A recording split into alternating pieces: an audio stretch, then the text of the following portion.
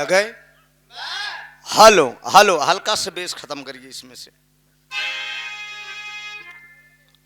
Hello hello, horn की आवाज कम, sound दीजिए। हेलो हेलो हेलो, हल्का से और दे दीजिए, हल्का से। मास्टर तू अपन माइक हल्का से उठाएला, हल्का से। हाँ, ज्यादा कैच करते। अब धरा, अब धरा।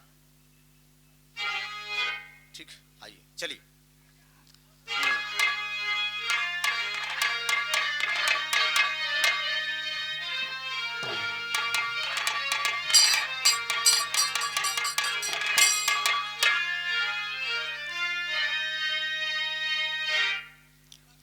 जय जगदम्ब अम्ब जननी, अब ज्ञान बुद्धि की दाता जी, शरण तुम्हारे जो कोई आवे, अब सफल मनोरथ पाता जी।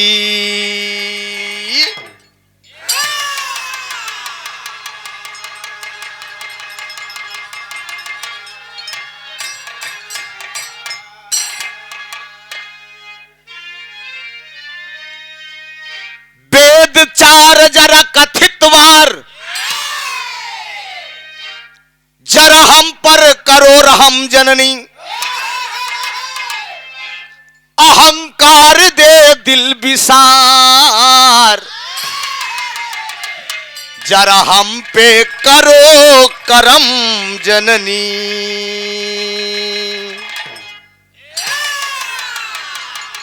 बहुत अच्छे, क्या बात है।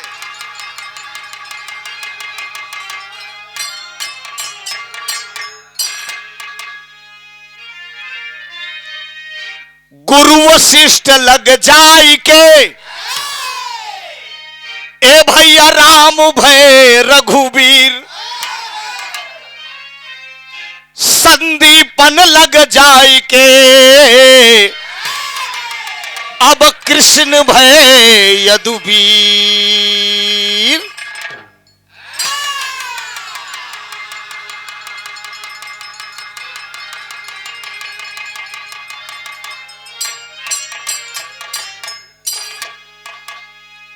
नमो नमो बिंदेश्वरी, अरे नमो नमो जगदम,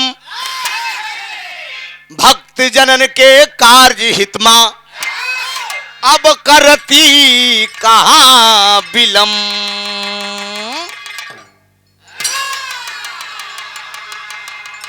कई भाव में बोला।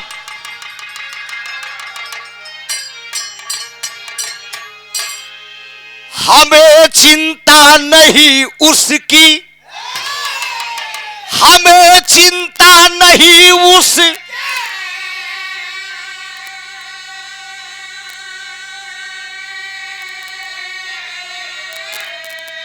अरे उसे चिंता हमारी।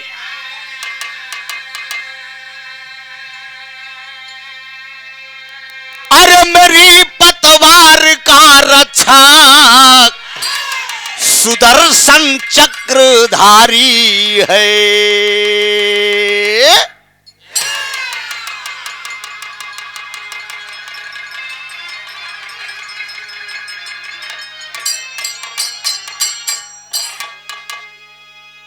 हे जगदम्ब विलंब न कीजे, हे जगदम्ब विलंब न,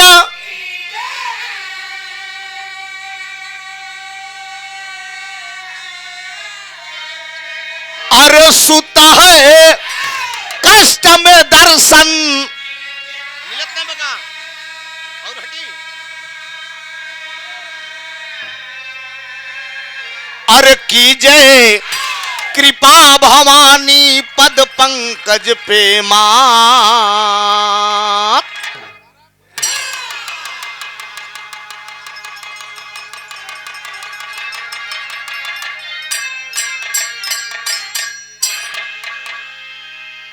समाज के सम्मानित अगल बगल इर्द गिर्द से आए हुए बिरहा के हृदय सम्राट श्रोता बंधु,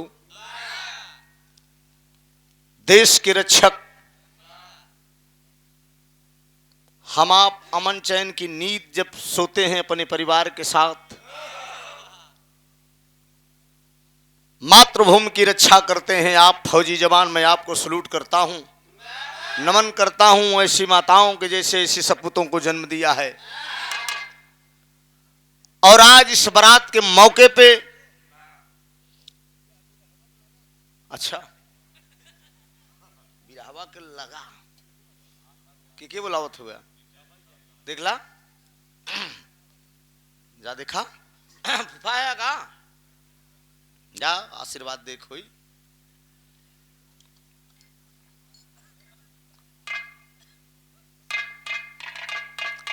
ग्राम सभा देवापुर से बारात चलकर एक डल्ला जलालपुर ऐतिहासिक धरती पे थाना उतराव जिला प्रयागराज के धरती पे बारात के मलिकार साहब संतराम यादव, आदरणीय राजा राम यादव जी बड़े गाजे बाजे के साथ आप बारात लेकर आए हैं। दुबरा का चार भ गीत गौनई भाई, साथ ही साथ मनोरंजन के लिए दो कलाकारों का कार्यक्रम आपने अपनी बारात में शरीक किया है। हमारे इलाहाबाद जनपद के मेरा छोटा अनुज, अब कहा है कि तो हम छोट कहा थे लेकिन हमसे बड़ है हाँ? देखा था मैं कितना हमें डाउन करेगा पड़ा।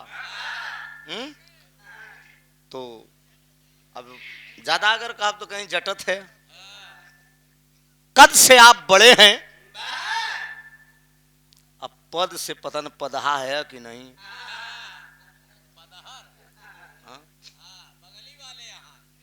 इसमें कुछ लोग, इसमें आपको छोड़ के बाकी तोहरे टीम में कुछ लोग पदहर हुए हैं। पदहर में जैसे पप्पू भाई, हमारे अतुल मास्टर, ये सब पदहर हैं हमसे। पदहर का मतलब कि हमसे हक पद में माई श्रेष्ठ है। हाँ,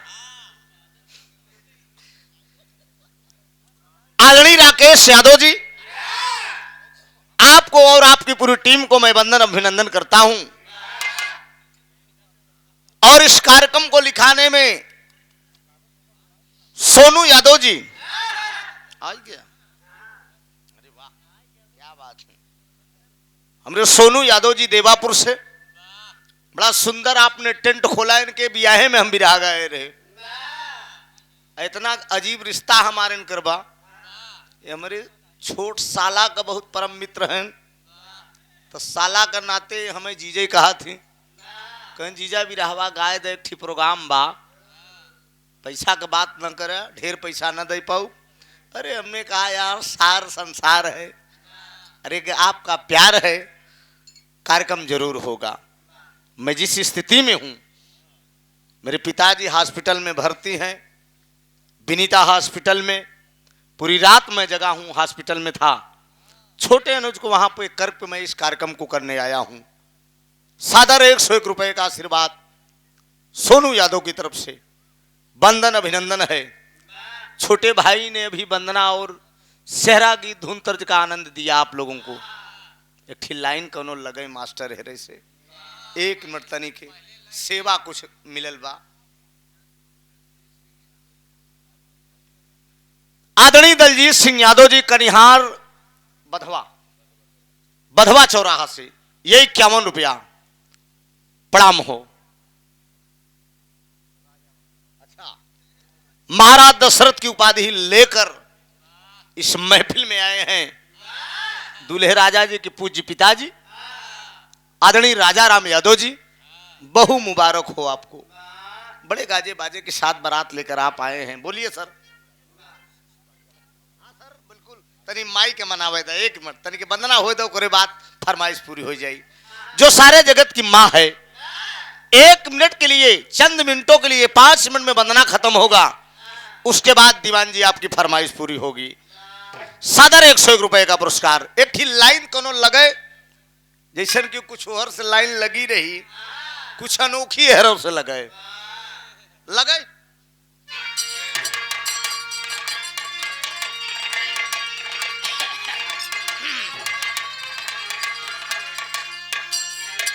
यो यो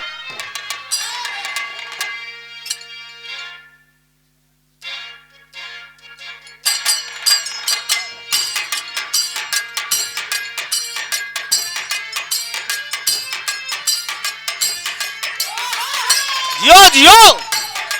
अरे बारे राजकुमार यादव ये हीरे का पड़वा हो।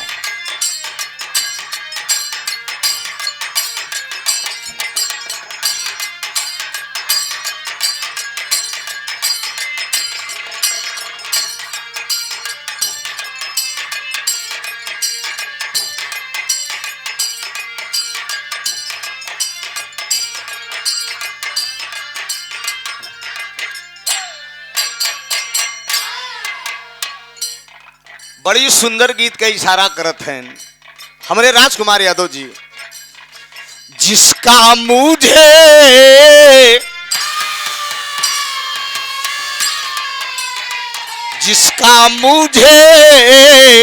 था इंतजार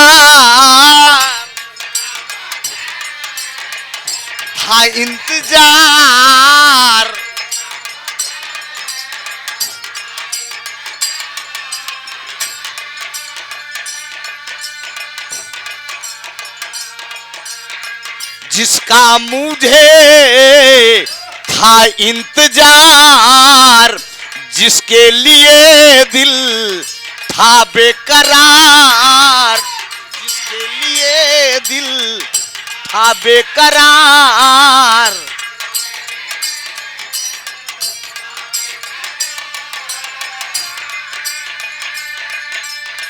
जिसका मुझे था इंतजार, जिसके लिए दिल था बेकरार।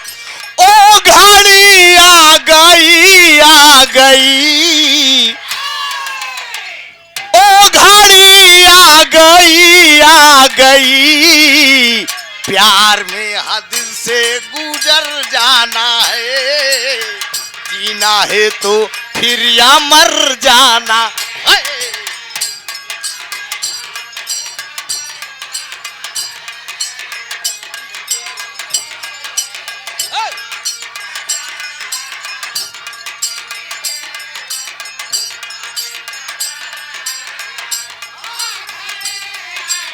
गई आ गई प्यार में।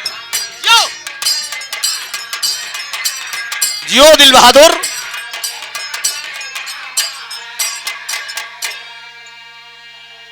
गौर करेंगे बाबूजी, दुनिया में हर चीज झूठी है लेकिन मौत सत्य है। मौत जब आती है तो न आचक न पाचक, न अंदर न बाहर, न ऊपर न नीचे, निश्चित है।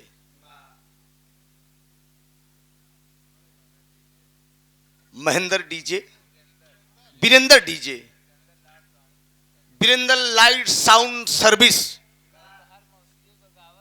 अच्छा ये मतलब, अरे ठीक, अरे कितने जने के मौसिया बना बार, हम तो मौसी बनत बनत भी आई जाई थी। 51 रुपया भैया को बड़ा मोह आशीर्वाद की परीक्षा है। जरा गौर करेंगे लाइन पे, बेटा कहता क्या है? कर्पूरी गौरम करुणावतार, कर्पूरी गौरम करुणावतार।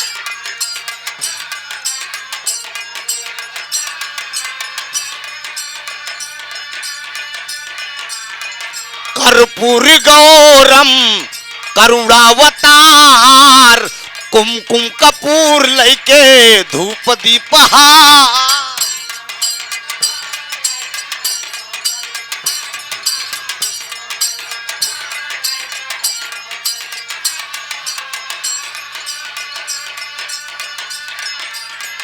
कर्पूरी गौरम करुणावतार, कुमकुम कपूर लैके धूप दीपहार।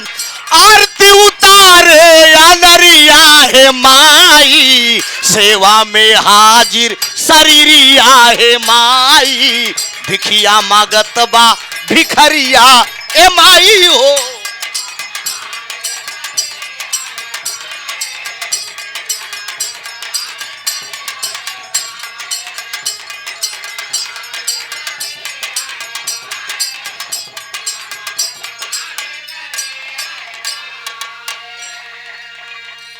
गौर करेंगे, मैं गाता चला जाऊंगा, आप लोग समझते चले जाएंगे। कहीं माई दुर्गा कहीं काली तू कालू,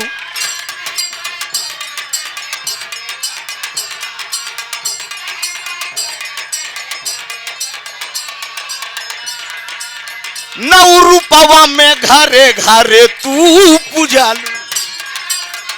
अब ले ले।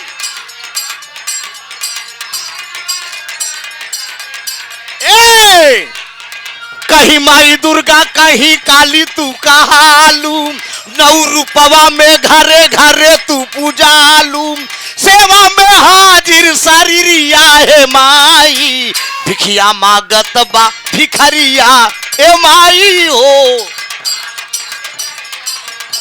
हेलो,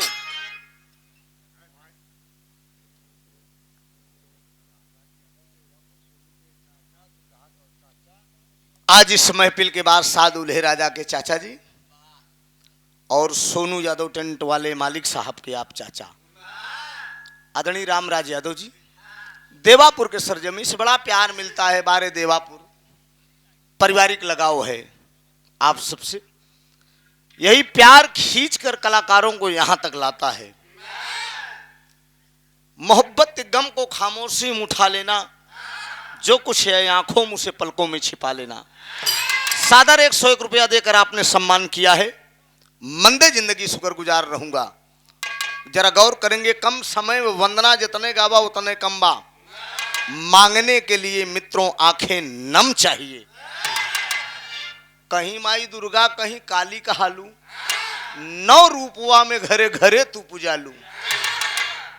रूप तो अनेक है लेकिन शक्ति, मैहर में जाबा तो शारदा के नाम से, कलकत्ता में आप जाएंगे तो काली के नाम से। अभी 7 समुंदर पार भाई ने बताया कि मदर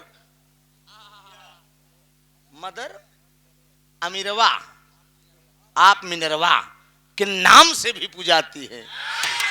यही बना यह निकल जा बिहार की तरफ तो मुंडेश्वरी माई के नाम से पूजाती है। जहां देखा तमाम नाम, कामाख्या देवी के नाम से भी पूजा होती है। एमा नाम तमाम धरे हैं लेकिन शक्ति तो एक बा। जहां भी आप जाएंगे, जिस रूप में नारायण को जिस रूप में आप देखोगे उसी रूप में मिलेंगे। दूसरे लाइन में फिर भक्त का कहना है, ओ नहीं दई द फूल माई हम दई द कांटा,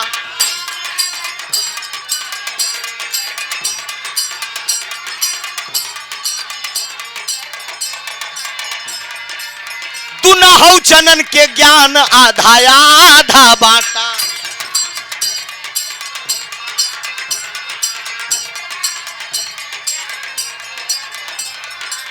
ओ नहीं दई द फूल माई हम दई द कांटा, तू न हो जनन के ज्ञान आधा आधा, सेवा में हाजिर शरीरिया है माई, सेवा में हाजिर शरीरिया है माई, भिखिया मागत बा भिखरिया है माई हो।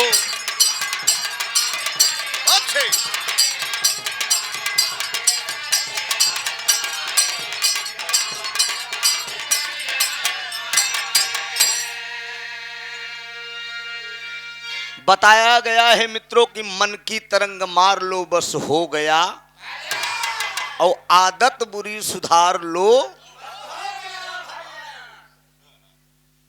महाकुंभ में इतनी बड़ी तैयारी भई बस,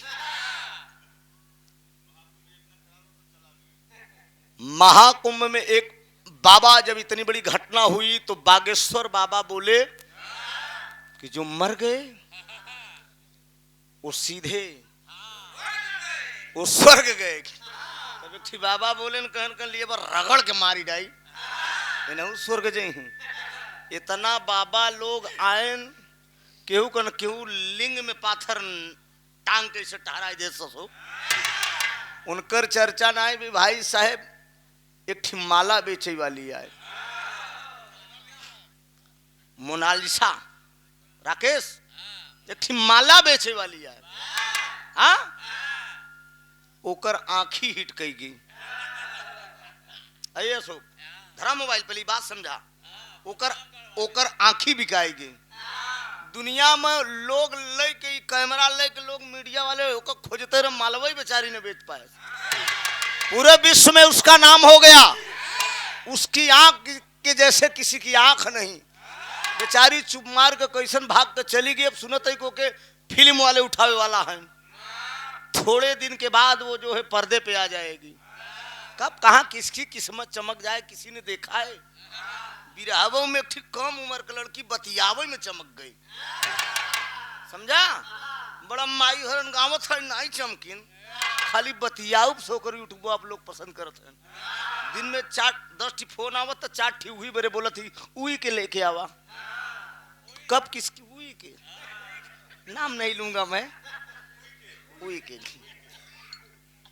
ये नसीब कब किसकी चमक जाए कहां जरा सोचिए कलाकार की जिंदगी कब कहां संवर जाए यही दिनेश लाल यादव निरहुआ का खाली एक गाना दुल्हन रहे बेमान निरहुआ ऐसा सटल के जिंदगी मारस की बहादुर आदरणीय दिनेश लाल निरहू जी सांसद तक लोक सभा में बैठे अब चाहे वो फिल्म बनावे चाहे नहीं 50,000 तो तन मिलवे कह रही धरे बा उनकी आखिरी लाइन में कलाकार अपने खानदान का परिचय देता है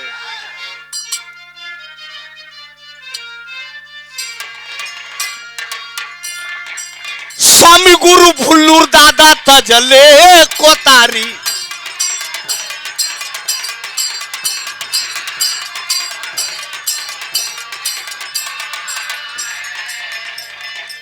स्वामी गुरु भुल्लूर दादा तजले कोतारी रामधार हैदर अली स्वर्गासी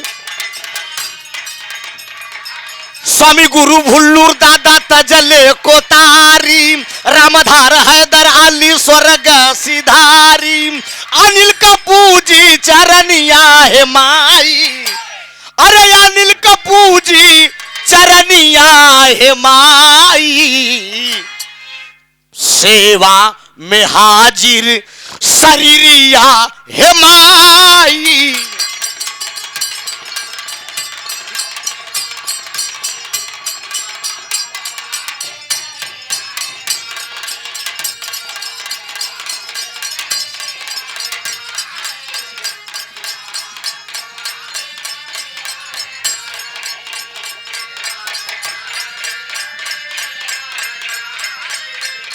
सेवा में हाजिर शरीरी आए माई हो भैया नाम हमारे राजन यादव जी आप एक डला के ऐतिहासिक धरती से जहां पे ये कार्यक्रम हो रहा है देवापुर के धरती के अवधपुर समल्ला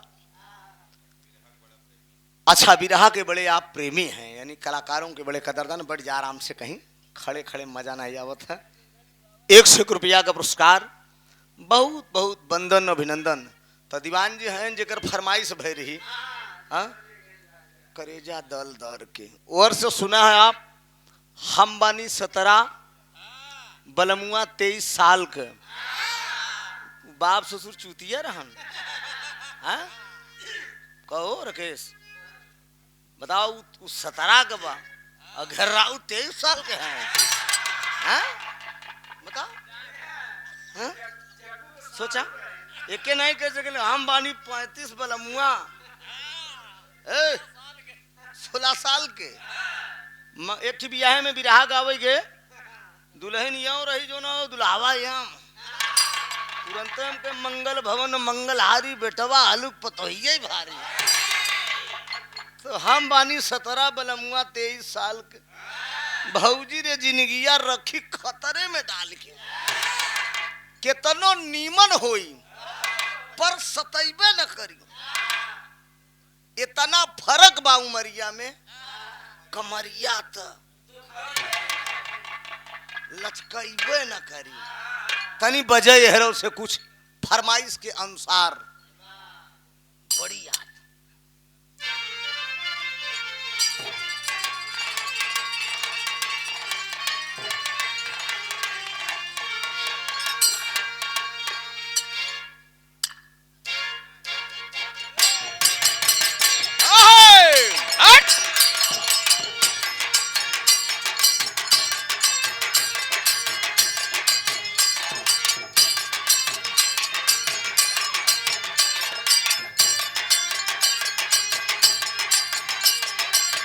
जय हो जय हो।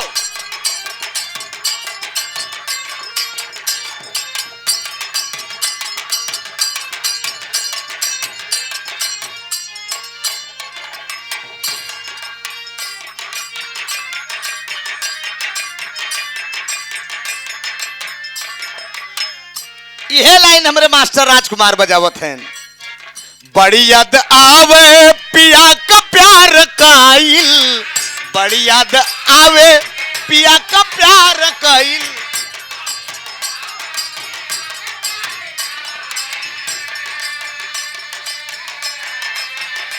कोनो दुल्हन का दुल्हा परदेश बा, वीडियो कॉल पर जब वो बेचारी बतला था, विज्ञान कितना आगे है, मरद कलकत्ता मद्रास, लेकिन वीडियो कॉल पर जब देखा तो करजबा ओकर फाट गया था।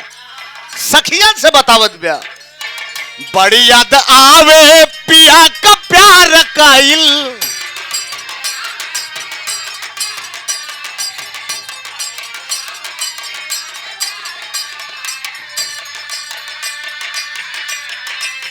रतिया तरतिया पहाड़ दीन भइल, रतिया तरतिया पहाड़ दीन भइल।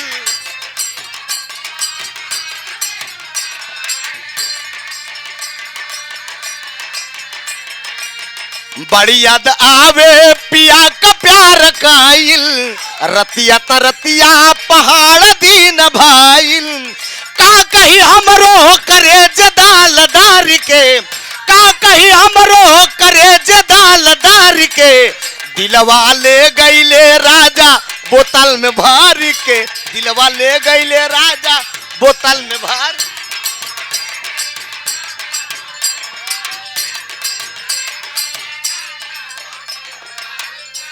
अरे ए बूढ़ा करखा लगाइला, अरे ए बूढ़ा पाउडर लगाइला, फिर ना आई है जवानी। ए बूढ़ा करखा लगाइला, फिर ना आई है जवानी।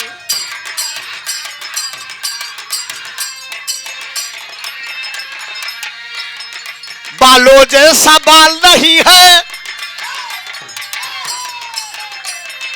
बालों जैसा बाल नहीं है, सिंपल का जी करता है।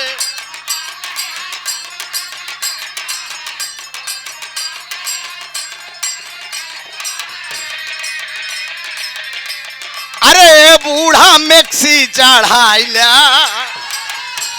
अरे ये बूढ़ा मैक्सी चढ़ाइला, फिर ना आई है जवानी। ए बूढ़ा बोला भैया, अच्छा बड़े लाल लाइट साउंड कंपनी यहाँ लाइन पर देते हैं कि ये बूढ़ा, अरे ये बूढ़ा चश्मा लगाइला, अरे ये बूढ़ा चश्मा लगाइला, फिर ना आई है जवानी। ए बूढ़ा पाउडर,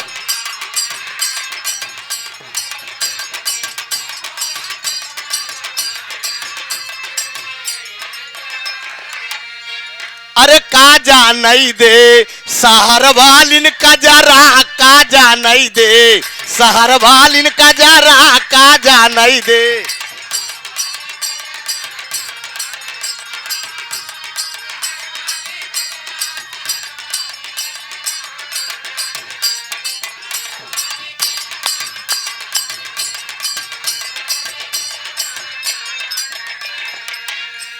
अरे आन के बलमुआ के पेड़ा मिठाई, आन के बलमुआ के पेड़ा मिठाई।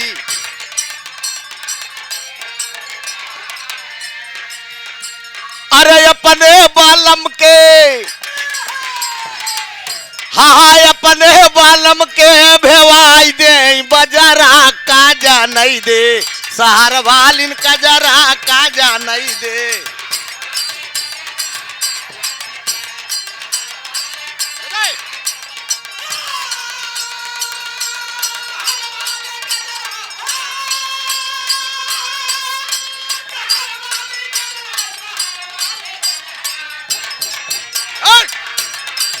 हेलो आन के बलमुआ का पेड़ा मिठाई आय अपने बलम का भेवाई दे।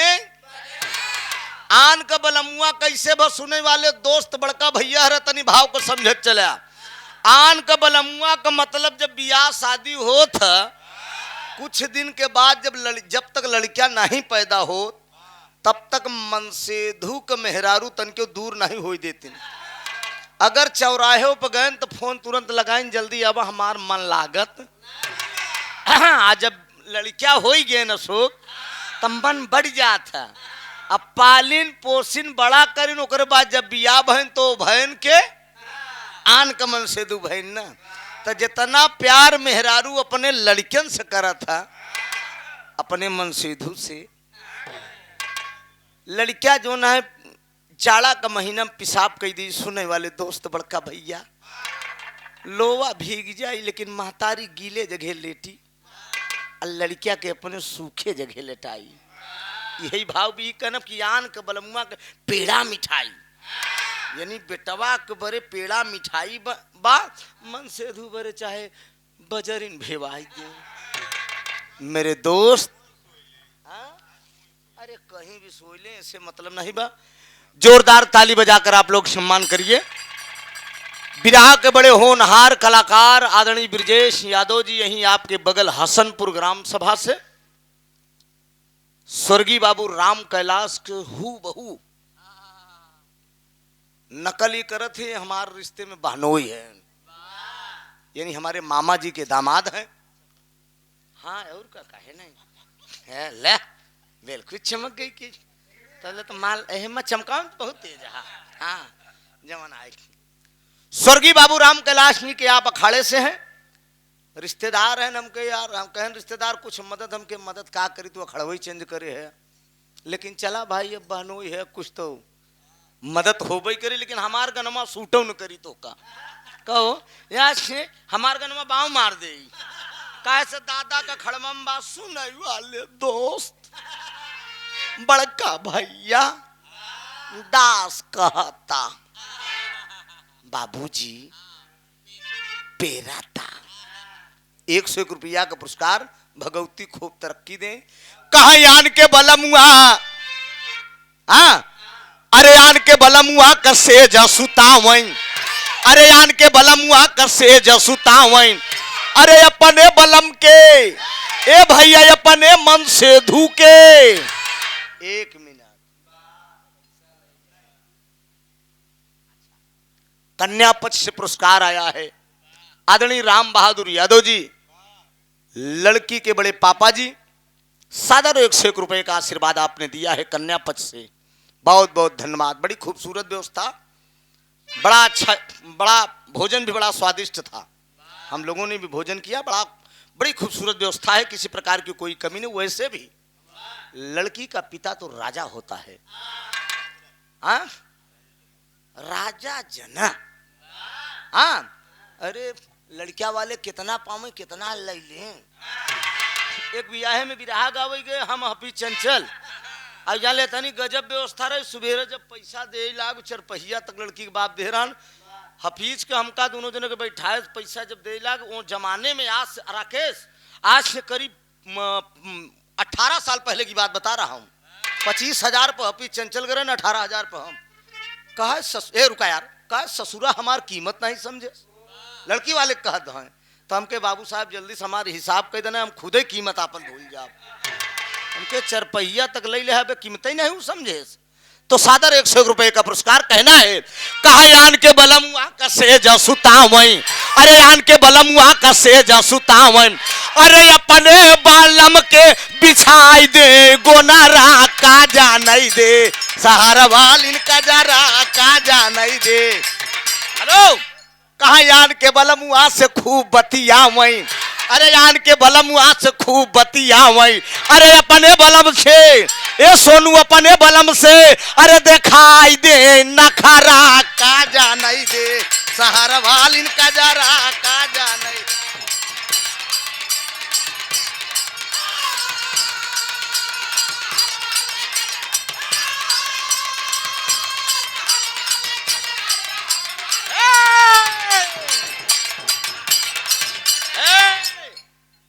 सोनू यादव जी, हमारे नागेंद्र यादव जी देवापुर से, बड़ा प्यारा रिश्ता है इनकर मौसियान में, जहां हम नया मकान बनवाए हैं। अक्सर मौसियाने जाती है। हाँ सादर ये 501 रुपए का आशीर्वाद आया है, हमारा शुभ आशीर्वाद बा नागेंद्र। समाजवादी के आप युवा नेता भी हैं, जहां भी रहो आप तरक्की करें। हमारे सोनू जी के आप चचेरा भाई है ना, और 51 रुपया सोनू यादव की तरफ से आया है। माला लेके आवत है का? आवा आवा। अच्छा ये तोरी तो कहा है तू नहीं आया। अच्छा हमरे सुनील यादव जी, अच्छा अमरनाथ दुधार रामनाथ यादव जी की तरफ से सुंदर पुष्पहार बहुत समाया का पुरस्कार। और ये सुनील यादव जी देवापुर के धरती से ये बहुत समाया का पुरस्कार 51 रुपए का, बहुत बहुत प्रणाम। आशीर्वाद की वृक्षा है और सुंदर पुष्पहार भी आया है। भैया का प्रणाम बा, आशीर्वाद की वृक्षा है। आशीर्वाद दे कि हम बच्चे अपनी कला में कामयाब हो। बधाई। ठीक ठीक। अरे हम तुम चोरी से बधे एक डोरी से, जइयो कहो मेरी जान। के गावत आने के दादा राम कैलाश गावत रहे। हाँ अरे कुर्ता टोक पकड़े कहे हम तुम चोरी से बधे एक डोरी से, जइयो कहो मेरी जान। बजाई।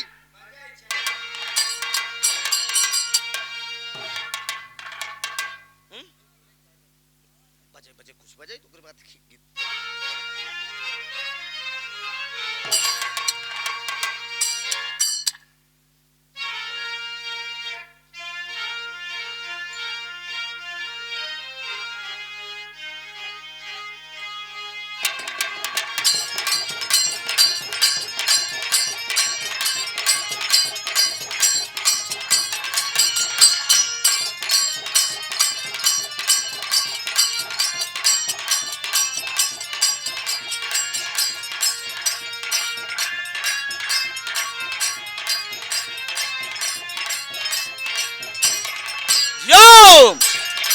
कौनो नए जमाने का दुल्हन कहा बे हो गईली पूरा डेकोरेट बलम, हो गईली पूरा डेकोरेट बलम, करिया ऊपर नीचे सेट बलम। हो गईली पूरा डेकोरेट बलम, करिया ऊपर नीचे सेट बलम।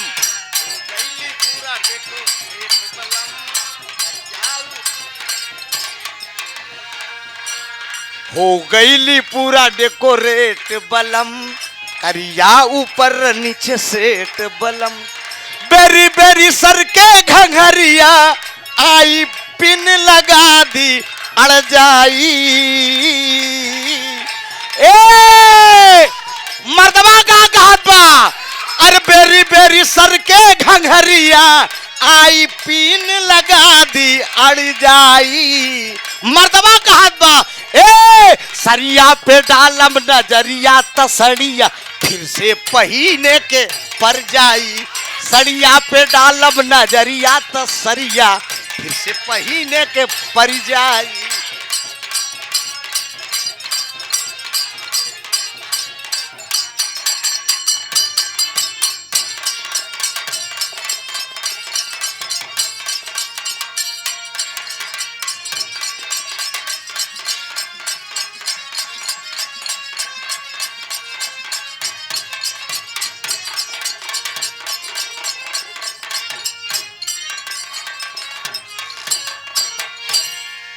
बड़ी खूबसूरत प्रस्तुति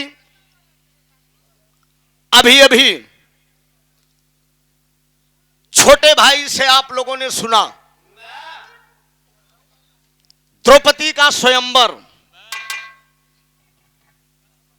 द्रौपदी पांचाली थी मित्रों।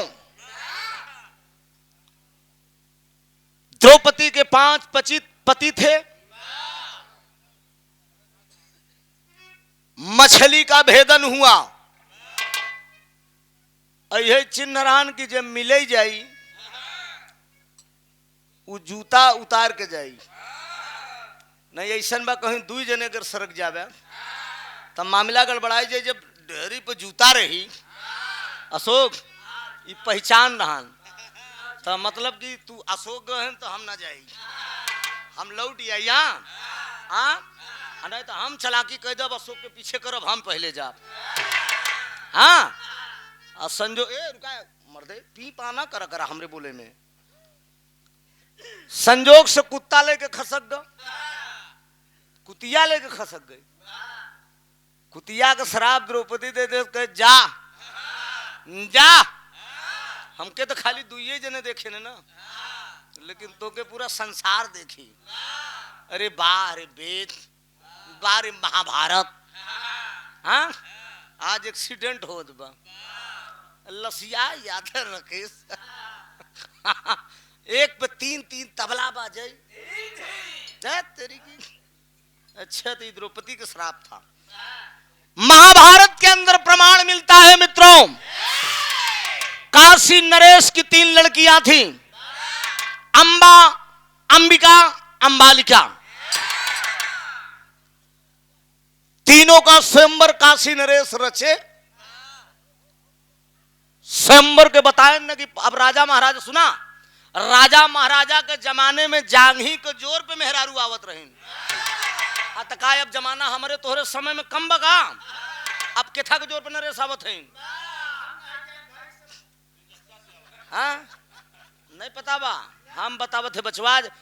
आप तो ईमान के 70% मोबाइल से चली आवत है। तो के लू बेटा ठंडा है तो क्या चलू बे। हाँ अब तो कटिया लगा। सोचिए गंगा पुत्र भीष्म पितामह स्वयंवर में पहुंचे। तमाम राजा महाराजा एकत्रित, लेकिन बारे गंगा पुत्र भीष्म पितामह काशी नरेश की 3 लड़कियों को हरण करके गंगा पुत्र भीष्म पितामह ले आए।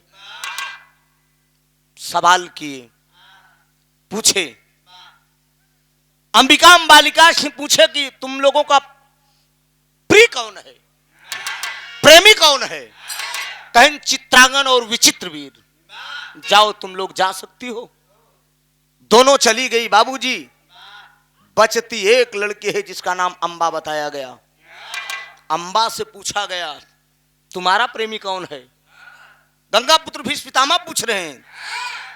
अंबा बता रही कि मेरा प्रेमी जो है सल्ल है। जाओ सल्ल के पास। तो कहन हरण के थाबरे कह के ले आया। जब भेजेन के बा तो हमारी सभा में इज्जत कहे ले है।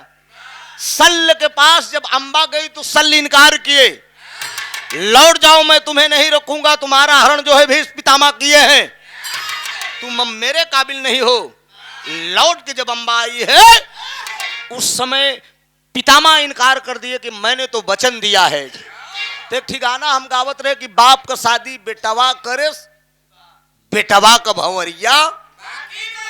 राजा शांतन की शादी वो करने का वचन दे दिए मल्लाह की बेटी के साथ, जिसका नाम मछोदरी बताया गया। 100 योजन ले गंधात रही जोजन गंधव का नाम रान सत्यवती उसका भी नाम था। अपने नाना केवट के पास पहुंचे, कहन कि मैं आपकी बेटी पे मेरे पिता जी का ईमान आ गया है, मेरे पिताजी शादी करना चाहते हैं आपकी बेटी से। केवट बोल दिया, धीमर नाम का मल्लाह बोलता है मित्रों कि वचन दो कि तुम शादी नहीं करोगे। कहा मैंने अपने पिता से वचन दिया है, मैं शादी नहीं करूंगी। बारिक आज के जमाने में कौन ऐसा बेटवा हुई बाप का मनसा पूरा करे बरे जो है पूरी जिंदगी कुंवारा रह जाए। लेकिन बारे भीष्म पितामह वचन दे दिए मैं कुंवारा रह जाऊंगी, लेकिन बाप का इच्छा बेटवा यही लालसा फिर से ब्याह रचौत्या। इटेरी हमरे बाबूजी गावत रहे राकेश। बेटवा यही लालसा फिर से ब्याह रचौत्या, बनौता सिर पे मूड़े मौरवा। हमारी यही लालसा चौथेपन में दाई ब्याह कराए दा, मल्लाह की बेटी से शादी कराए। भीष्म पितामह जिसका नाम बताया गया मछोदरी। बड़ा समय भी निकल गया बा। कितना बज गया बाबू? बारात का कार्यक्रम पर कितना टाइम कितना हुआ है जरा देखिए। 12:11। अगर अब लोकगीत हम गाई थी तो समय भी हरे ओवर में जाई। खट धीना मत ये भाई का तरफ से 1.5-2 घंटा का समय लगा। हम 30 से 35 मिनट में बिरहावे निपटाई दी। सड़क से कुछ गर्माटो चढ़ जाए। चल मर दे।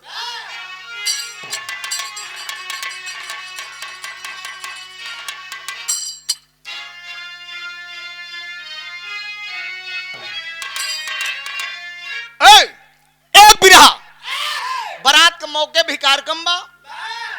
प्रसंग जो है धार्मिक होगा, लेकिन थोड़ा सा गुदगुदी भी चढ़ जाए। नौजवान भाई अपने रंग का आनंद ले ले। बिरहा में हमरे जवन नौजवान हुई वो अपने रंग का आनंद ले ही। जो हमारे बुजुर्ग लोग बैठे हैं वो लोग आप लोग अपने जमाने का आनंद लीजिएगा। रामायण से प्रसंग हो गो, लेकिन तनी गुदगुदी टाइप को हुई। हंसी मजाक के साथ यूट्यूबर भाई भी आए हैं। इन लोगों के भी लिए कुछ बात हो जाए। हल्का सा दई के मास्टर आजा।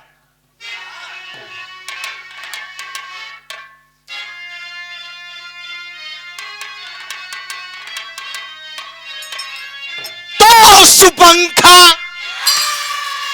सुपंखा लंका में एक बार।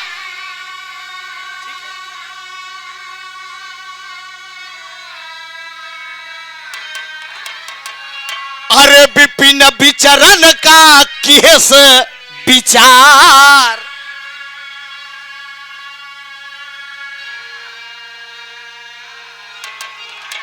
कर सिंगार सोर हऊ चल भैलिन गुलनार।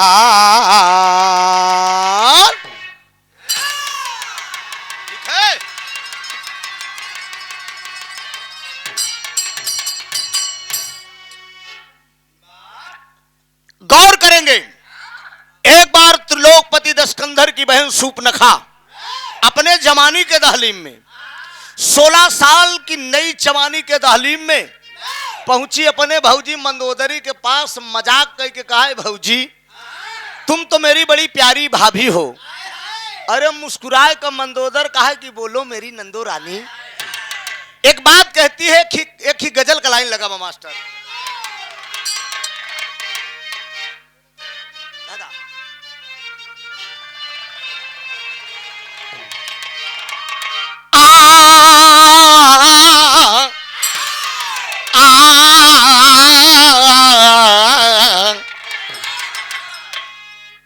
अब तू चाय बाट के हमार दुकानदारी खराब करते है ना उधरे बाटा ना। उल तोहार पड़ोसी उन्हें ज्यादा पियावा।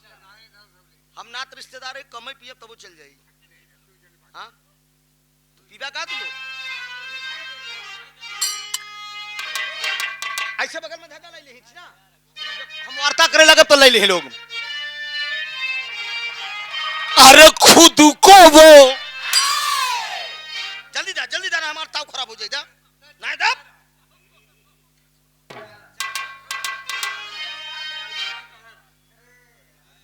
क्यों न पी? आप देता है फालतू में।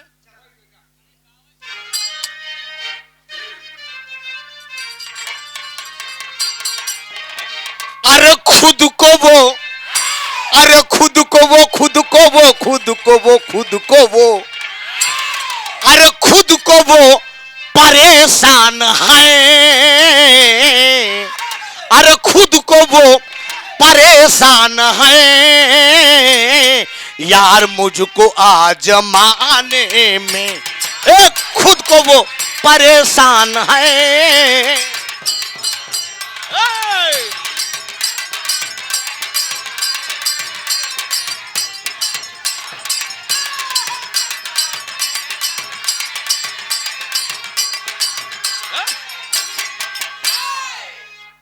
अरे खुद को वो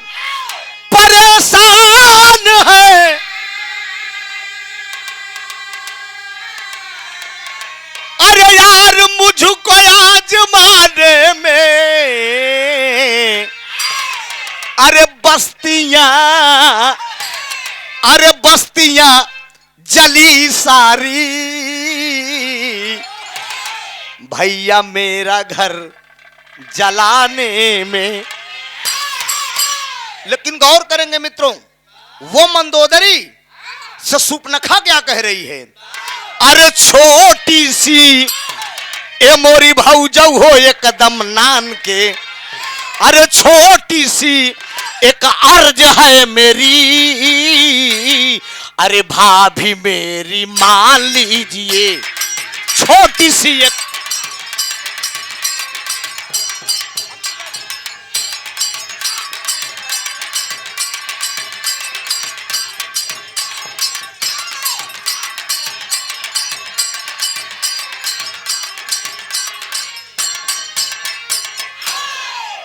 छोटी सी एक अरे अर्ज है मेरी,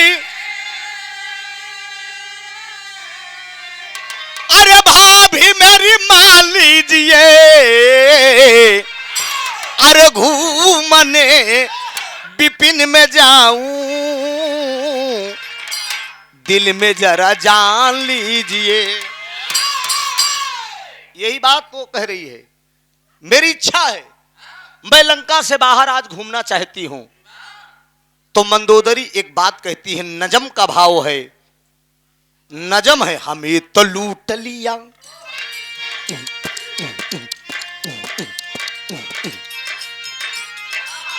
हमें तो लूट लिया गए,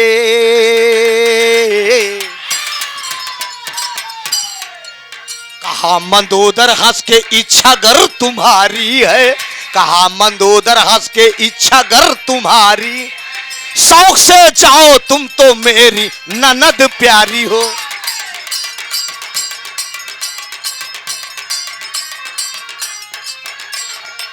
साथ मंत्री को लो अब देरी ना लगाओ तुम, साथ मंत्री को लो अब देरी ना लगाओ तुम, शाम ढलने से पहले घर को वापस आओ तुम।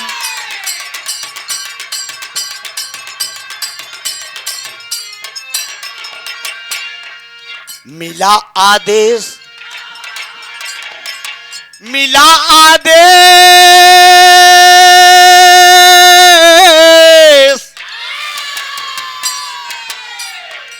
मिला आदेश तब तन परसुर हो सिंगार किया, मिला आदेश तब तन परसुर हो सिंगार किया, अकेली रथ पे बैठी राह को सिधार दिया।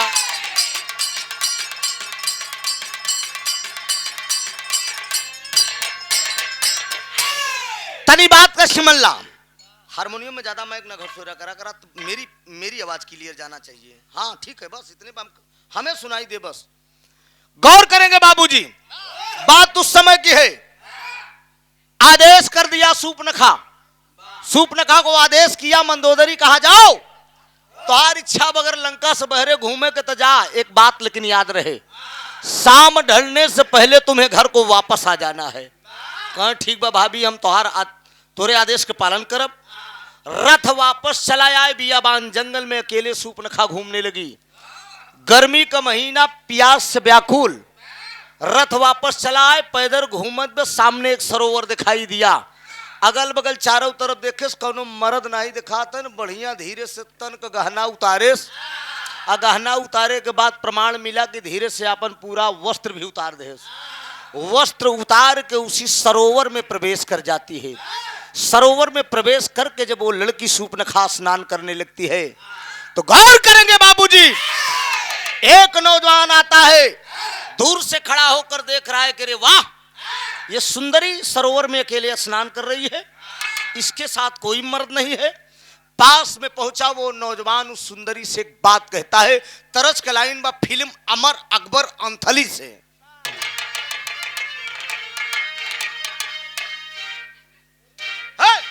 ना डायरेक्ट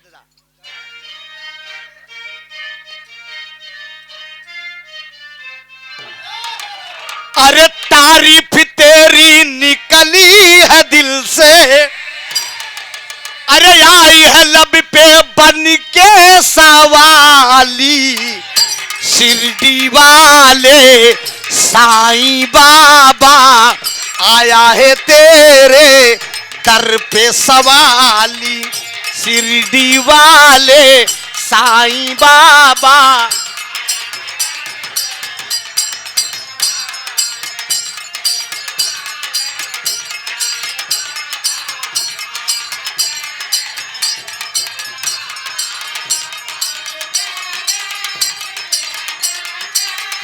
आई है लब्बी पे बन के सवाली।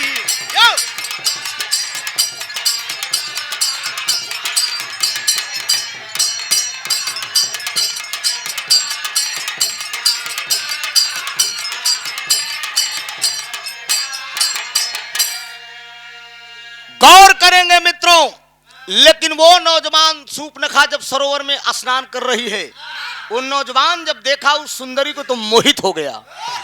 संगमरमर का जैसे बदन, और जब देखेस ना ए राजकुमार तो मनमा होकर एकदम डोल गया।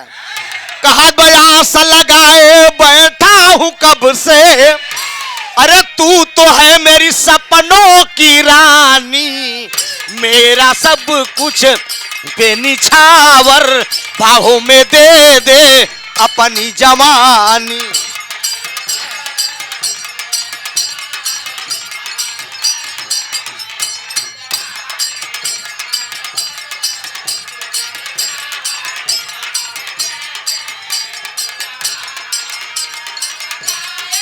बैठा हूं तू तो है मेरी सपनों की रानी,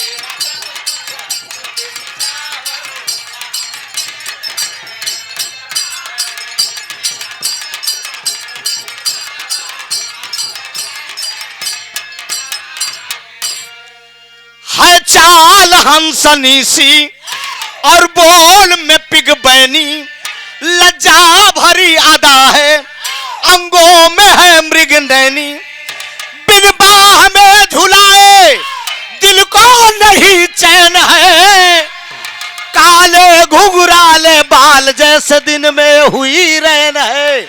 अरे प्यार से अपनी तू पायल बजा दे, प्यार से अपनी तू पायल बजा दे, कोरी चुनरिया में दूंगा निशानी, तिरछी नजर से पतली कमर से होगी नहीं कुछ अपनी कहानी।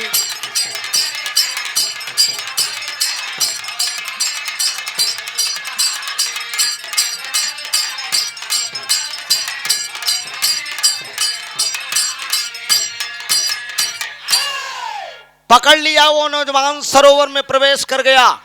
सूपनखा रोक रही कि खबरदार, मेरी अगर बदन में हाथ लगाया तो। कहा क्यों क्यों? कहा मैं त्रिलोकपति दस्कंधर की बहन हूं। ए राजकुमार, कह सुना तू केहू का बहन हुआ, मजिस्ट्रेट का बहन हुआ, हम माने वाला तो बरबस करई चरौरी लेकिन ना माना बेई। अरे कोरी चुदरिया दागी करके अब छोड़ दिया शैतान। सरोवर में पकड़ के धैके जबरदस्ती कही गई। जरा गौर करेंगे वो नौजवान कौन था। वो भी एक राजा था, और कहां का राजा था? पतालपुर का, जिसका नाम रामायण में बताया गया बाबूजी विद्युत जीवा। पकड़ के सूपनखा के साथे जबरदस्ती कही गई तो कमीना चूदर दागी कर गया। अरे कमीना, ओ कमीना चूदर दागी कर गया। तब बिहस से विपिन मेदनी आग्न बदन में जागी, अरहो जागी, अरहो जागी। बिहस से विपिन मेदनी अग्न बदन में जागी, कमीना चूदर दागी कर गया। वो नौजवान विद्युत जीवा सूपनखा के साथ जबरदस्ती कर दिया। लौट के लंका आए, जब उस गड़बड़ तो कहीं नहीं गया तो धीरे धीरे मामला गड़बड़ाई गया। प्रयागराज के खाटी भाव बाप आए हाय अरे लिखल गोरी पतिया, अरे लिखल गोरी पतिया, वही दुल्हा परदेश हो लिखला गोरी पतिया, राजा परदेश हो लिखला गोरी पतिया।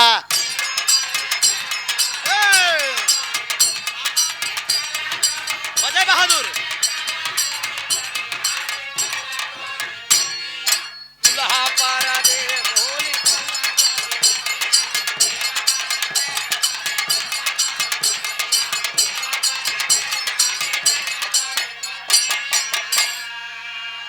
कहा नदी के बिरानवा घरे यही ब्याकी नहीं, हमारी जवानी हमारी तपनिया बुझाई ब्याकी।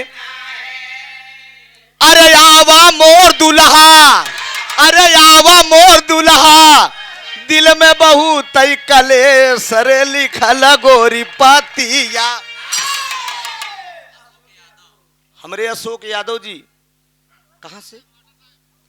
मास्टर साहब यहीं के बर्मा के धरती से प्रयागराज के खाटी भाव पे देते हैं सादर 101 रुपए का पुरस्कार। कमल चरण में नमन, आशीर्वाद की परीक्षा। कहीं बदन पियर आई गया, अरे राजकुमार बदन पियर आई गया, वही गोड़ हो गया भारी बदन पियर आई गया, गोड़ हो गया भारी बदन पियर आई गया, एकदम गड़बड़ाई गया।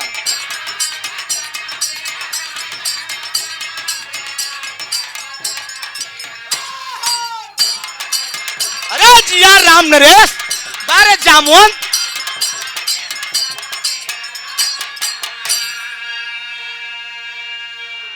ए दुई जामुन तो बुढ़ई ही न, एक काका लाल जी लहरी के खेन अब त्रिभुवननाथ के खेवत है। हाँ का आज वो दुर्जन आज चला गए कवियाना करे जवन है।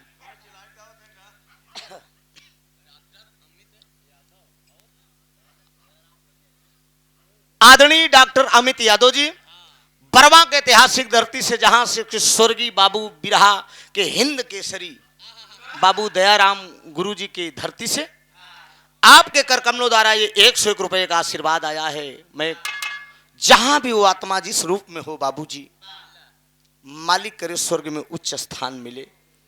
अच्छा ये वरदान ब इलाहाबाद में गवैया जमन बुकई भर हाथ में है, बाबू दयाराम जी के ज्यादा काठी बाड़ी नहीं रही, लेकिन खोपड़ी में कितना मसाला भरा रहन कि अच्छे अच्छे जवन आज देख के एकदम पसीना छोड़ देते रहन।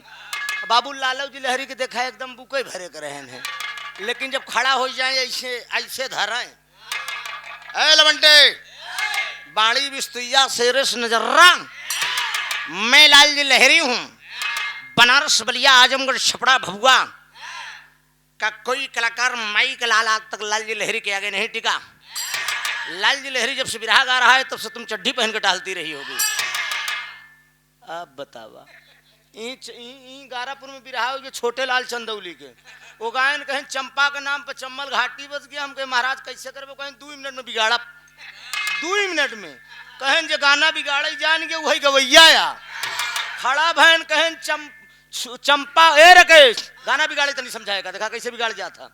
चंपा का नाम पर चम्मल घाटी बस गई और छोटे लाल के नाम पर छोटाईपुर बस गए। आई यहाँ चल रहे यहाँ तकमा ले जवान है वह लाल जी लहरी से हो, ये कहानी खत्म। समझे मोर भैया। बिरहा गायक राकेश यादव के मामा विनोद कुमार यादव, आप इफको फूलपुर कर्मचारी हैं आप। अच्छा बहुत बहुत धन्यवाद। आप हमारे राकेश भैया के मामा जी के करकमलों द्वारा ये 100 रुपए का आशीर्वाद आया है। कमल चरण में नमन है, आशीर्वाद दे कि हम बच्चे अपनी कला में कामयाब हों। 7 महीनवा में रहा नहीं, काहे छोड़ देता है। 7 महीनवा में रहा नहीं, 8 महीनवा में गर्भ, अरे 9 कबितई होई गे ललना हजारी बदन पियर आई गया। अब धीरे धीरे 7-8 महीना बीत चुका बा, अब पेट ओकर ऊंच खाल हो जात बाटे। एक दिन अचरे से ढाक के पेट बैठी रही, इतने में मंदोदरी आई, कहा कस बिट्टी अरे ई सब का भा कहा कुछ नहीं भौजी बस ऐसे घूम ही गई रहे वही एक ही हरामी मिला जबरदस्ती कह दे ऊ कहा जब मंदोदरी कि मगिया मत हो अरे मगिया मत हो रे न पड़ला अब बिरना काया पाने कटाई लिउनी कुरावा बिरना काया पाने कटाई लिउनी कुरावा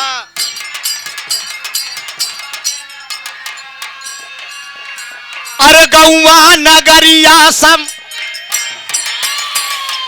ओ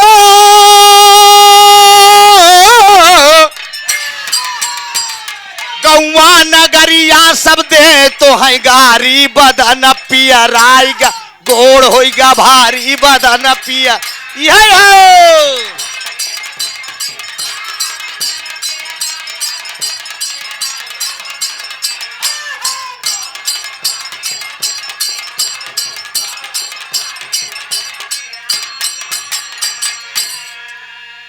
सुनई वाले पंचाव मंदोदरी कहे तोर बियाह नहीं भबे मन सेधु को मुंह नहीं देखे यूंच खाल कहाँ कैले है कहे का बताई भौजी अब हो गए इतने में लंकापति राजा रावण बैठा अब मंदोदरी पहुंच गए अपने मन सेधु से मजाक करे बरे कहा अंगने में तोहार दीदी पूरी पोए यहाँ चला पाई ले रावण कहा अगर बात न सही हुई तो का जाने रहू मजाक करत राजकुमार ते खित्तर लग गया यार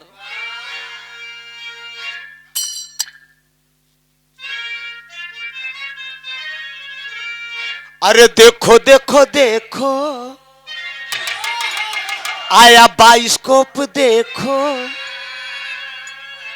अरे दिल्ली का कुतुब मीनार देखो बॉम्बे शहर की बाजार देखो लेकिन मंदोदरी क्या कह रही अपने पिया रावण से अरे देखो देखो देखो आया भूचाल देखो तोहरी बहिनिया बेकार देखो अरे रोज रोज घूमे बाजार देखो अरे तोहरी बहिनिया बेकार देखो अरे रोज रोज घूमे बाजार देखो अरे कैसे कम हवा देखई बाहे सजना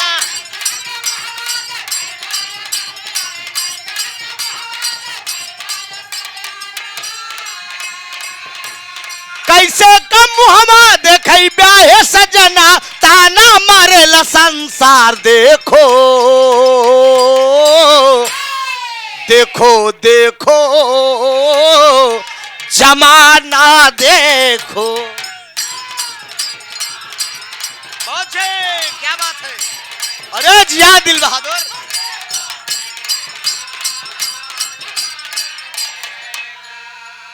एक बात और ताना मार के सूपनखा कह रही मंदोदरी कह रही रावण से बचपन में तू ख्याल किहाना खोजना बहनोई कुल में दाग लगाइन बहिनिया बोला अब का होई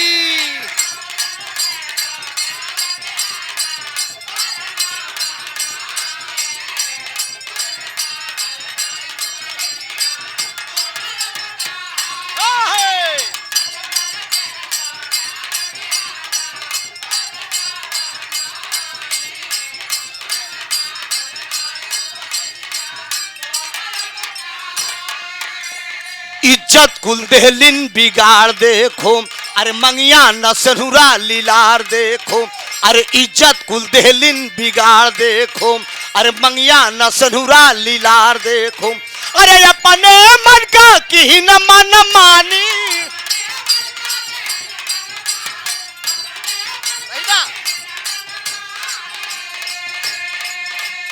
अपने मन का की न मन मानी चुप्पे से खोजलिन भतार देखो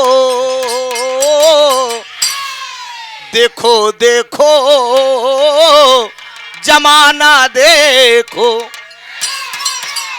सूप नखा जमन तोहार बहिन बे ओकर बियाह नहीं भर लेकिन चल के देखा बे ओकर मामला गड़बड़ाई गे रावण कहा बात सही न होई तो समझे रहू आगे आगे मंदोदरी पीछे पीछे रावण चला जात अचरे से पेट ढाप के सूप रखा बैठी जब त्रिलोकपति दशकंधर अपनी बहन की दशा को देखता है मियान से तलवार निकाल लिया, कहा सूप न खा, कौन तेरे साथ ऐसा किया?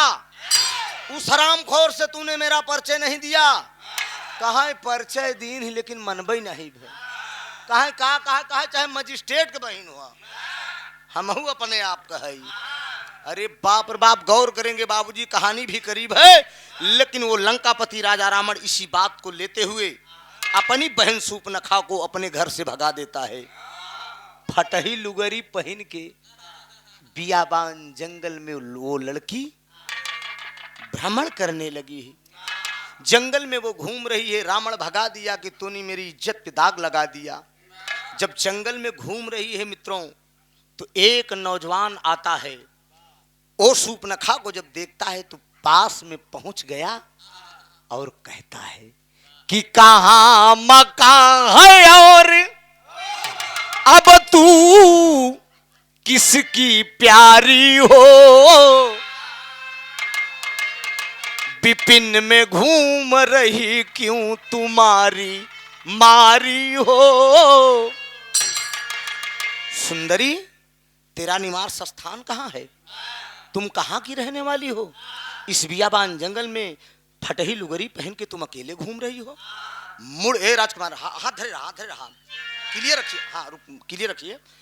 वो मुड़ कर देखती है और पहचान जाती है कि ये तो वही नौजवान है जो मेरी इज्जत पर धावा बोला था। वो अपना परिचय बताती है कि राजा रावण की बहन अब मैं बनी भिखारन हूं, लूटा था जिसका चमन पिया मैं वही अभागन हूं।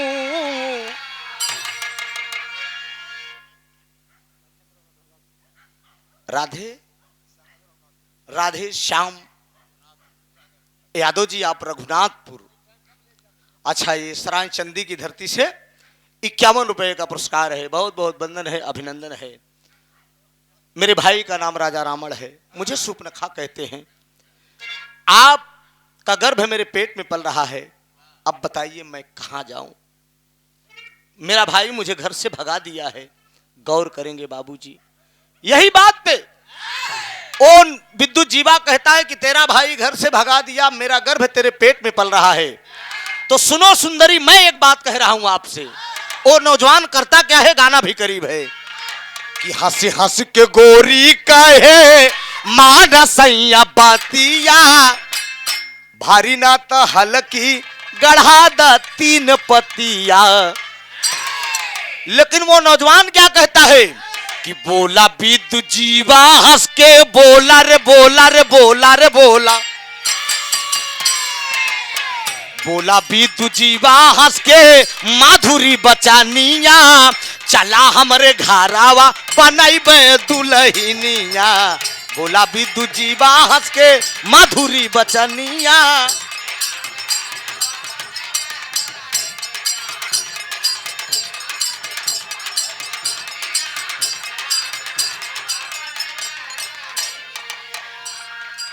गैले विद्युत जीवा संग पताल पूरा लोकावा, लाल एकठी पैदा होइगा दूर होइगा शोकवा, लाल एकठी पैदा होइगा दूर होइगा।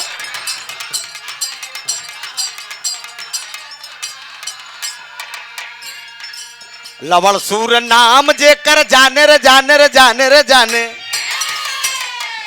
लवण सूर नाम जेकर जाने सारी दुनिया, चला हमारे घरवा बनई दुल्हनिया। ले गया वो नौजवान, पतालपुर का राजा था जिसका नाम था विद्युत जीवा। सूर्पनखा के साथ शादी किया, जो सरोवर के अंदर जबरदस्ती किया था मित्रों, उसका गर्भ पेट में पल रहा है। 9 महीना के बाद वो बच्चा पैदा हुआ, जिस लड़के का नाम रामायण के अंदर लवणसुर बताया गया। जब लवणसुर पैदा हो गया, पुरुषोत्तम मर्यादाराम पंचवटी पे जब रहने लगे आदिशक्ति जगदम्बा सहित, वहीं उसी जंगल के अंदर उसी झाड़ी में वो खेलने के लिए आया था। लक्ष्मण जी का शिकार हो गया, वो लक्ष्मण जी के हाथ से वो मारा गया। ये बात यही छोड़ दो, अब आइए चलते हैं लंका में। लंकापति दस्कंधर बैठ के अपने मन में क्या विचार कर रहा है, मिर्जापुरी खाटी चौलरी का भाव मास्टर।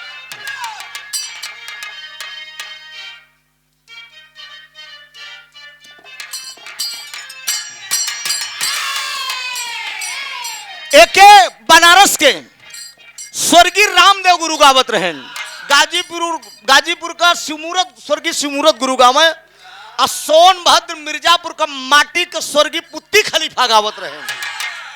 मास्टर सोनभद्र मिर्जापुर तरफ बिरहागर गावा, हैदर बाबू राम कैलाश लाल जी लहरी जी का कितनो नाम लाकर पुत्ती खलीफा का नाम न लेबा तो 1 रुपया तो के इनाम न मिली।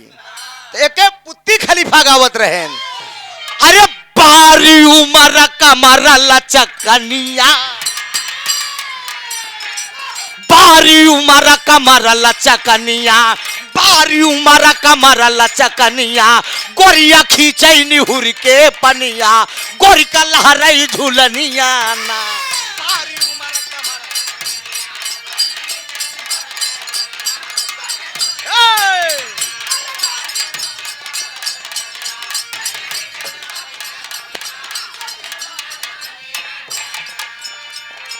गौर करेंगे बाबूजी, लेकिन दस्कंधर क्या करता है, एक दिन चला दसा नना लाई के, एक दिन चला दसा नना लाई के, धनुहा बानवा हो मिलनवा, होई गजंगी जवनवा ना। एक दिन चला दसा नना लाई के, धनुहा बानवा हो मिलनवा, होई गजंगी जवनवा ना।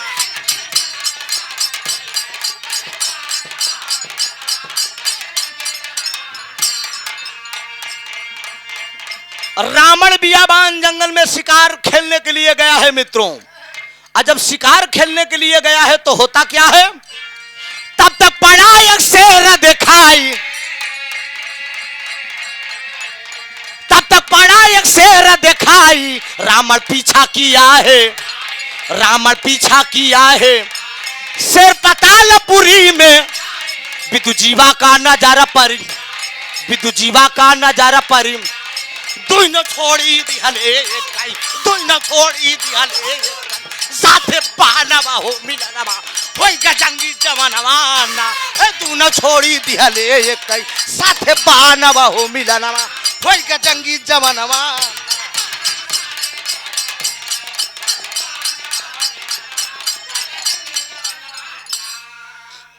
गौर करेंगे, बियाबान जंगल में शिकार खेलने के लिए चल दिया है, शेर उस रास्ते से गुजर गया जहां पर सूर्पनखा और विद्युत जीवा दोनों एक साथ बैठे हुए हैं, लेकिन बाबूजी आगे आगे शेर चला जा रहा है, उसके पीछे विद्युत जीवा चला जा रहा है, और विद्युत जीवा के पीछे रावण चला जा रहा है।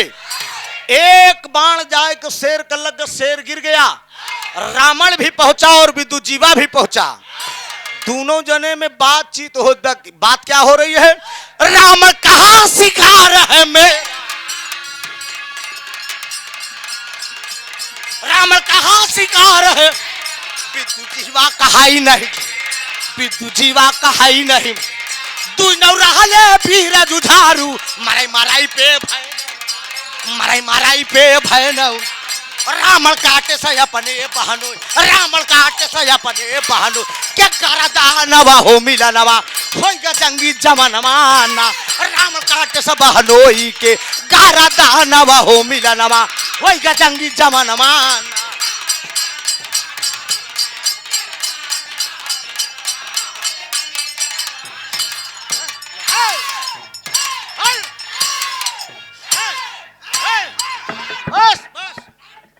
ये नहीं देखे हुला गरियार बरधायस जोन बैठा रहा थी, समझा, एक दाएं हुला तो फिर समझ में आ जाए, पीपा पुल फिर से बन जाए। गौर करेंगे बाबूजी, रावण भी पहुंचा और विद्युत जीवा भी पहुंचा, रावण कह रहा है मेरा शिकार है, विद्युत जीवा कह रहा है मेरा शिकार है, लेकिन विद्युत जीवा को मार के रावण गिरा दिया। जब मार के रावण गिरा दिया, दूर से खड़ी होकर सूर्पनखा लख रही है कि रे बाप रे बाप, ये तो हमार भैया रावण हैं, हमरे स्वामी के बत कही देन। पास में वो पहुंचती है अपने भाई रावण के पास बाबूजी, जब रावण देखता है तो कहता है कि सूर्पनखा तुम, कहा हाँ भैया मैं, तुम यहां कैसे आ गई, कहा आपने मेरी दुनिया, मैं अपनी एक अलग दुनिया बसाई थी, तुम मेरे साथ चलिए, जिसका आपने वध किया वो मेरे स्वामी हैं। कहा नहीं, तू मेरे साथ चल, लंका में तेरी दूसरी शादी कर दूंगी, दूसरी शादी कर दूंगा। तब ले वो सूर्पनखा एक बात कहती है बाबूजी, आखिरी तरज के भाव बाप, अरे मोरवा रे मोरवा, अरे मोरवा रे मोरवा, अरे मोरवा री, अरे मोरवा री, वह छोड़ी दा मोरी निया के कोरावा, मोरवा री छोड़ी दा मोरी निया के कोरावा।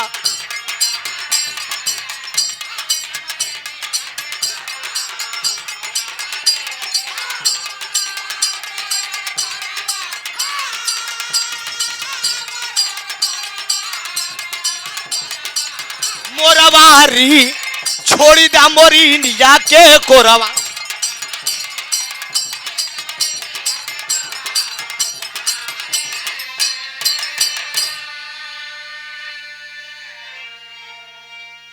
गौर करेंगे बाबूजी, लेकिन सूर्पनखा अपने भाई रावण से क्या कह रही है? अरे बीराना हो बीराना, अरे बीराना हो बीराना, अरे बीराना हो, अरे बीराना हो, अरे मोर पियावा का कई नया का तालिया, बीराना हो दुल्हा का कई नया का तलिया।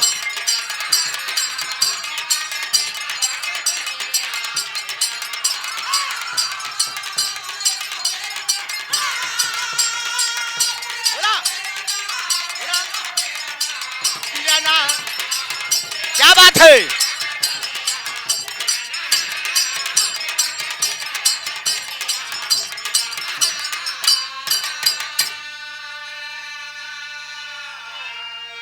ऐसी अभागन जगतिया में भैली, हमसे अब हमारे मागी का सधुर छीना, अरे बीराना हो, अरे अब न बजही पौआ में पायलिया। आपने जिसका वध किया है वो कोई गैर नहीं है, वही मेरे स्वामी थे। जब आप लंका से भगा दिए थे, मैंने अपनी एक अलग दुनिया बसाई थी। लेकिन बारे बिरहा को सुनने वाले मेरे मुकद्दर के मालिक, जरा गौर करेंगे बाबूजी, आखिर में वो रावण जिद्दी था, कहा तू मेरे साथ चल, लंका में मैं तेरी दूसरी शादी कर दूंगा। लौट कर आती है मित्रों, लेकिन मन के अंदर ठान लिया वह सूर्पनखा, अरे रावण मैं तेरे कहने पे चल तो जरूर रही हूं, लेकिन याद करना जिस तरह से तूने मेरी दुनिया उजारा है, हमारे मांग का सिंदूर उजाड़ दे।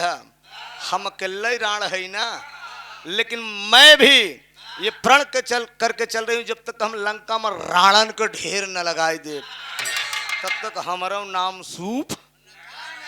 वही बाबूजी लौट कर आती है पुरुषोत्तम मर्यादा राम का, जब 14 वर्ष का वनवास होता है। आखिर में होता क्या है? आखिरी भाव है, खड़ी हो। अरे बदले की भावना, खड़ी खड़ी जैसा इच्छा हो। पवन यादव जी, पवन यादव जी देवापुर से, देवापुर के धरती से ये सादर 101 रुपए का पुरस्कार है। दुल्हा के भाई हैं। अरे तो जब दई के भगी तो हम के पहचाने को दुल्हा के आवे तो चाहिए, मामा के आवे चाहिए, मौसिया के आवे चाहिए, जीजा के आवे चाहिए, फूफा के आवे चाहिए, बल्कि पापा हरन के आवे चाहिए। लेकिन का बता, देवापुर उतना गरीबो गाँव ना है, चूंकि पड़ोसन मार ससुरारी बे बैठ, वहीं हैदराबाद तो ससुराल मार बा। हाँ तो हम बराबर सब जानी थी भाई, वहाँ के सब उतना गरीब थोड़ी क्यों वहाँ है। दूल्हा के बाबू फिराई गए कहाँ? दूल्हा राजा के पिताजी जहाँ कहीं वहाँ भैया आवा डीजे उजे वालन का चुकावा। हाँ हमार लोग का काम सुबेरे बा, ठीक हो। हाँ बगलिन तहाँ ले बा है तो बैग ले टाइट है, तहाँ ध्यान भया। आखिरी भाव है,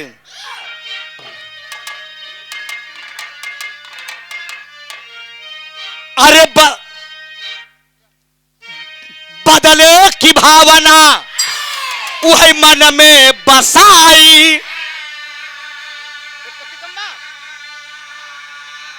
हाँ, हाँ। ठीक है। अरे बदले की भावना अब मन में बसाई। ठीक है, यही है। अरे दम बाबे। अरे कैली निवास है पंचवटी जाई हो।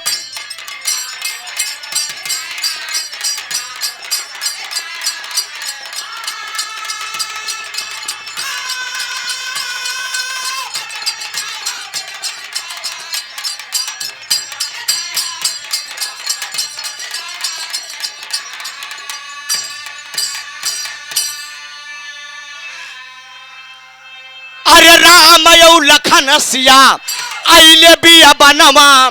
अरे शादी का बहाना कई कया सुपंखा जननवा। अरे लंका नाश कैली, अरे लंका नाश कैली कान निकुरा कटाई।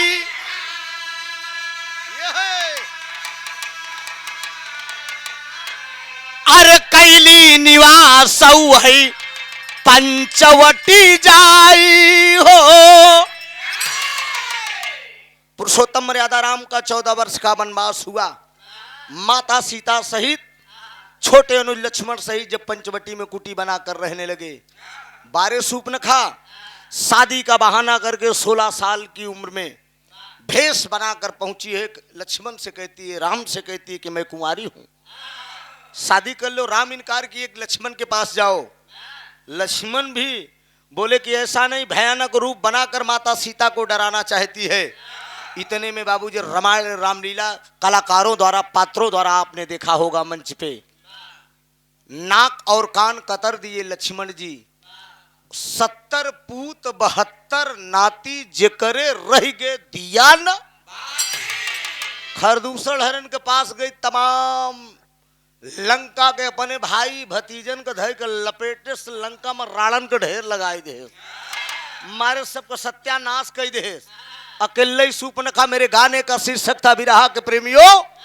वो पंचवटी पे जब गई थी सूर्पनखा, वो कुंवारी नहीं थी, वो शादीशुदा थी।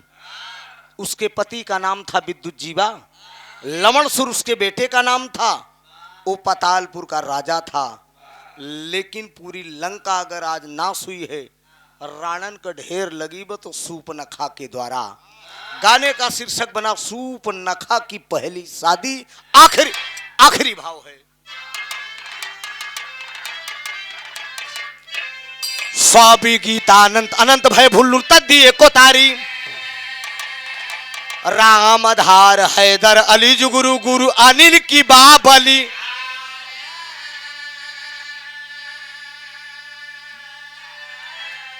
अरे कमीना चूदर दागी कर गया, अरे कमीना चूदर दागी कर गया। त्रिभुवन नाथ कुमरिया ये बही बाटई बारी। कमीना चूदर दागी कर गया।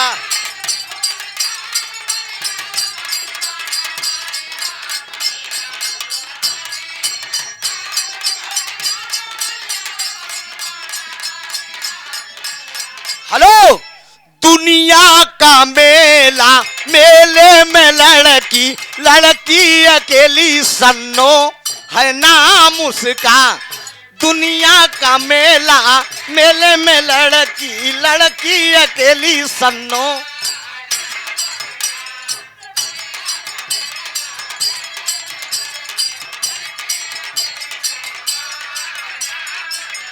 आंख उसकी कटारी, बाल नागन है काली।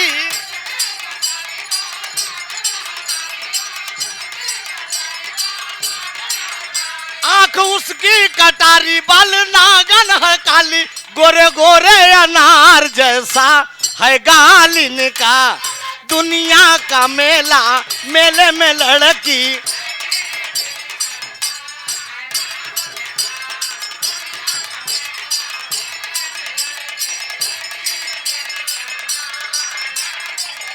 हाँ हाँ दोनों सहेली बिल्कुल न बेली, जैसे चंदा चकोरी पूछो नहालिन का। दोनों सहेली बिल्कुल न बेली, जैसे चंदा।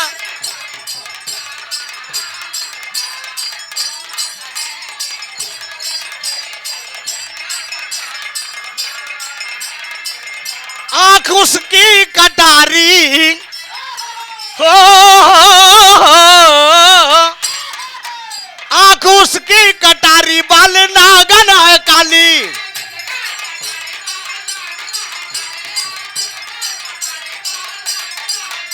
आंख उसकी कटारी, बाल नागन है काली। गोरे गोरे अनार जैसा है गाल उसका।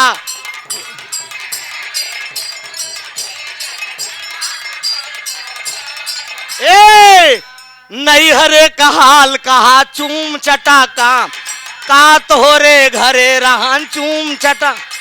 अरे केतनी सहेली तोरे, अरे नारी न बेली तोरे। चूम चटाका चूम चटाका चूम चटाका चूम चटाका। मेलवा का 5 लात पिया भूल गया। मेलवा का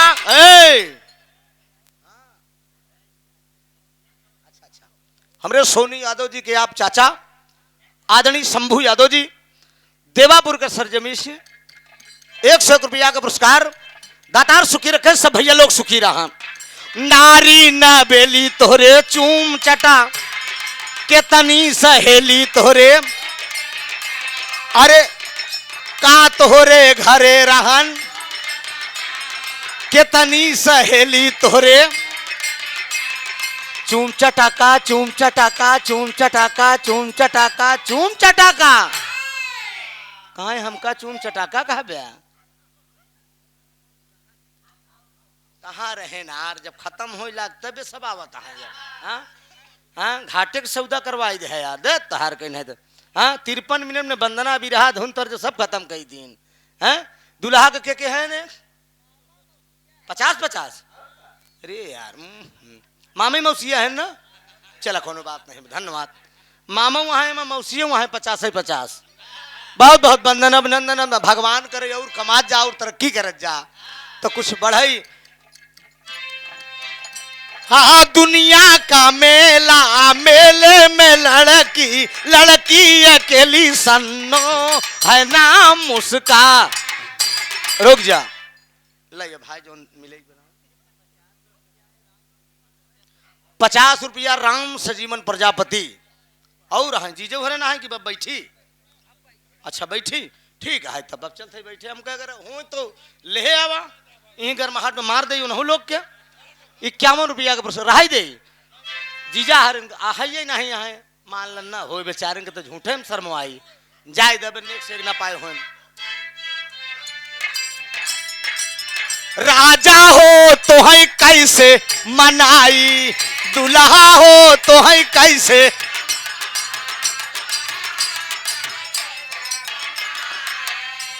अरे रतिया में हाँ रतिया में हमारे लोग आई, दुल्हा हो तो है कैसे मनाई, रजऊ हो तो है कैसे मनाई।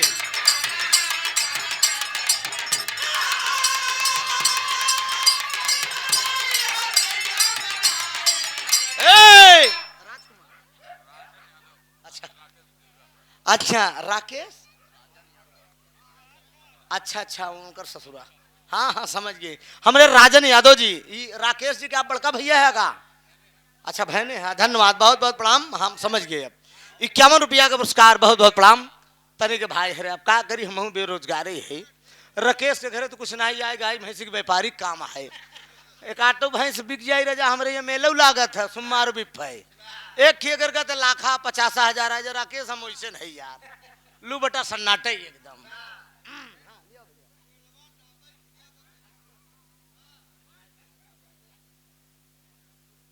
हमार दुल्हा का मतलब क्या है का नाम बा? राज बहादुर यादव जो दूल्हे राजा के चाचा जी के कर हमार यार। हमारे पास ज्यादा मौसिन नहीं है, चला कोनो बात भाई भाई हमार मौसिया खुशहाना अरे मौसियों को है पाई जाए तब बढ़िया बा 100 रुपया का पुरस्कार दाता और सुखी रखे सब भैया लोग सुखी रहा भैया सूर्या और श्रियांश हमरे दूल्हे राजा जी के भतीजा जी की तरफ से 100 रुपया का पुरस्कार भगवान करे मुन्ना खूब तरक्की करा अपने माँ बाप का नाम रोशन करा। अतड़ौरा के धरती से हमरे दुल्हा राजा के फूफा जी संत लाल यादव जी की तरफ से शंकर लाल यादव जी एका न दिखावल जाए के बाद ढोल ढोल ले जावा। हाँ ये जोन काम बतहारो का करा सवेरे कम रही तो फिर और बढ़ाए के लिए जाने रहा तब एक कौन लगी मोर जीजा। हाँ 100 रुपया का पुरस्कार दाता और सुखी रखे सब भैया लोग सुखी रहा। बीतल वाले पनवा जब आई गई जवानी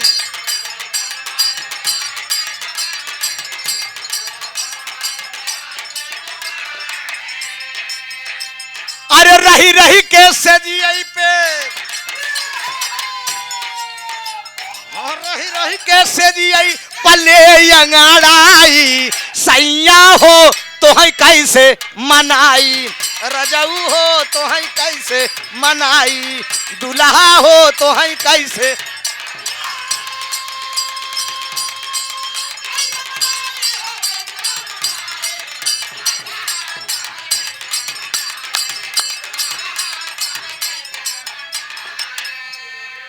राजा हो तो है कैसे मनाई।